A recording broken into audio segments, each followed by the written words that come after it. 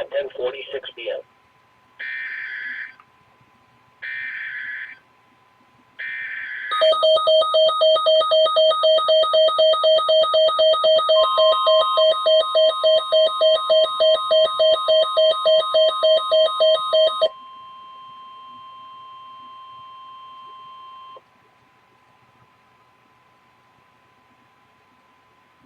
The National Weather Service in Norman has issued a severe thunderstorm warning for northwestern Jefferson County in southern Oklahoma, south central Stevens County in southern Oklahoma until 11:45 p.m. At 10:54 p.m., a severe thunderstorm was located near Addington, moving northeast at 5 miles per hour. Hazard, 2-inch hail and 60 miles per hour wind gusts. Source, radar indicated. Impact, people and animals outdoors will be injured.